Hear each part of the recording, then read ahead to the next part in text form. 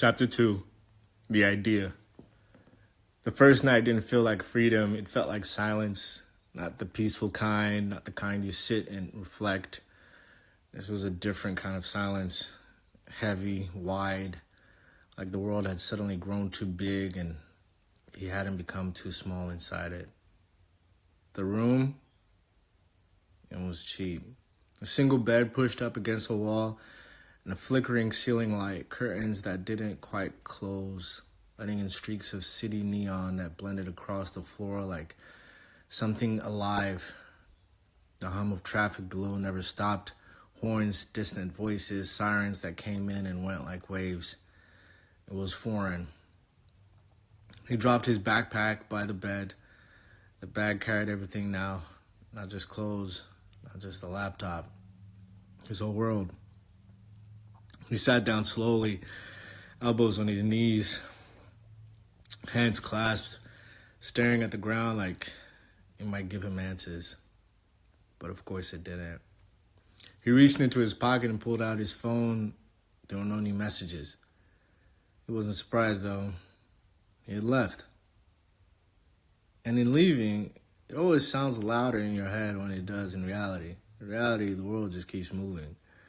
People get up, go to work, come home, eat dinner, laugh, watch some movie, and go to sleep. Even when you're gone. So he placed his phone beside him, and then he opened up his laptop. The screen lit up with his face, cold, blue, and unforgiving. He didn't care how it felt.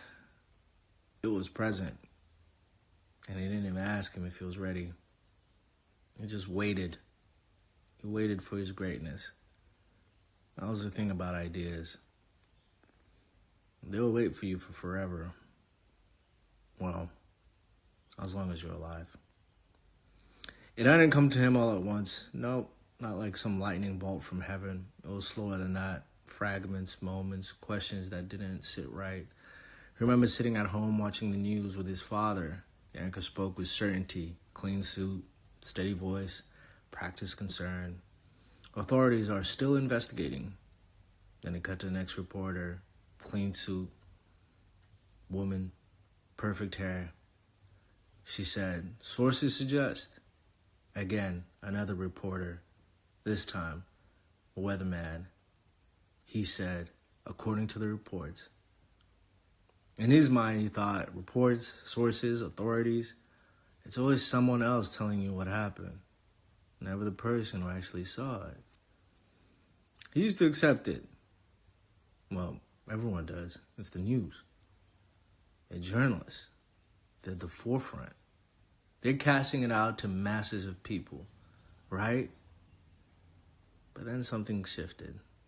Remember the video, shaky, vertical, poorly framed. It was a bystander that had filmed something before any news outlet even knew it existed. No commentary, no edits. Just truth. Raw, unfiltered, messy. It was live. He couldn't shake it. Why did he feel like that was more honest than everything else he had seen in the news? And yet they cut to it as a source.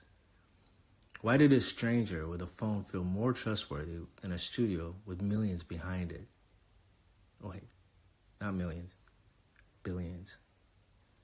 That question stayed with him. It followed him into bed, into the shower, into conversations, into the next day and the next and the next, and into that silence that we spoke about, until it became something else, not just a question. It became a loud problem he had to solve. He leaned back against the wall, laptop on his legs again. What if, he said out loud. The words sounded strange in the empty room. What if the world didn't have to wait? He stared at the screen. What if people didn't need permission to show the truth? His fingers hovered over the keyboard. What if he paused? Because this part mattered. And that pause was just giving it the consideration that he deserved for the moment. What if it wasn't just about broadcasting? You know, like anyone could post a video. Forget the suits, forget the ties, the pencil skirts. Forget the heels, the red bottoms, fancy drivers. Forget the studios. That already existed. No, this had to be something else. Something that could undercut it. He sat forward again. The energy shifted in him. What if the public became the source, just like it always had been? But now, instead of it being reported, they were doing the reporting. His heart started beating faster. He began typing, not code, not yet. Just words, fragment structure, a place to hold the idea before it slipped away. He typed one word, news, lowercase n, capital U, S-E. He typed the name without even thinking. It was simple, it was sharp, yet relatable. He stared at it, news. He smiled.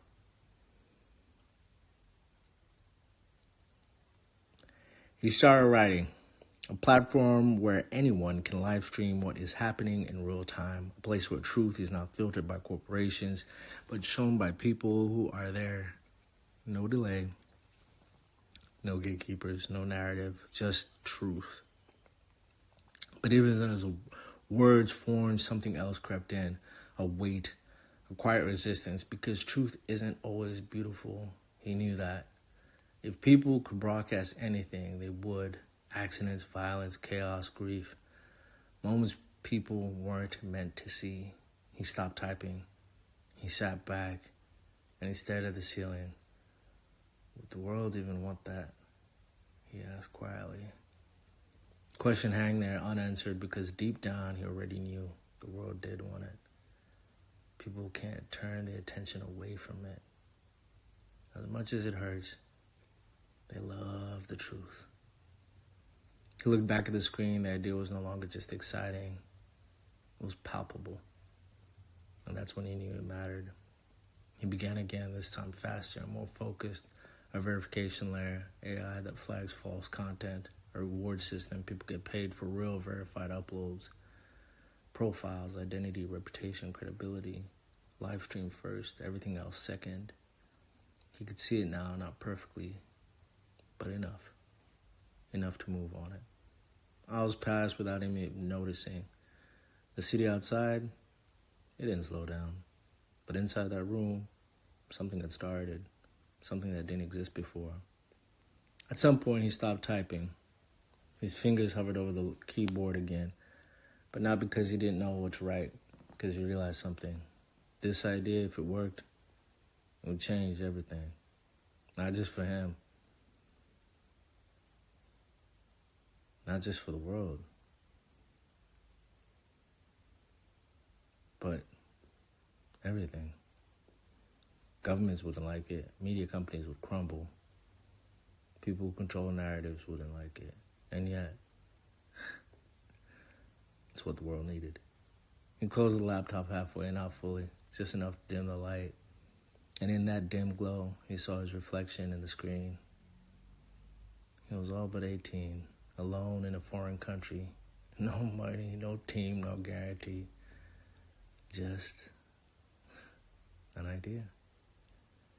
He thought about home, about his father and the last conversation before he left. The words still echoed. The world will test you. It will test what you believe. He didn't fully understand it then, but now he understood his father's words.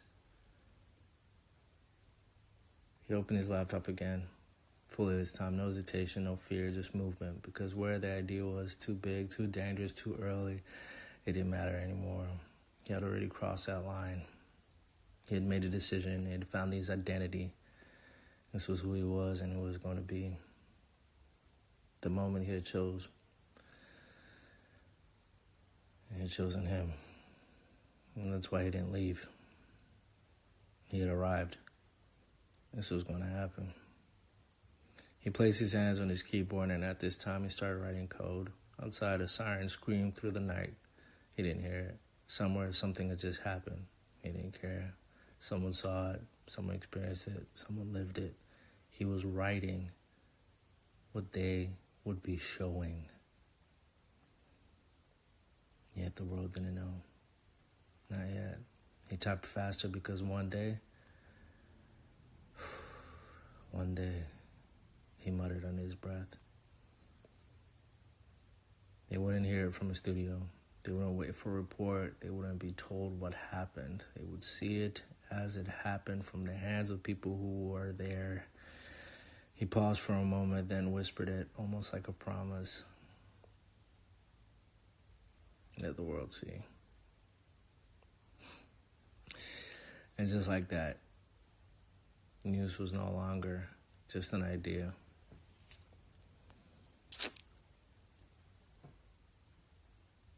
It was real.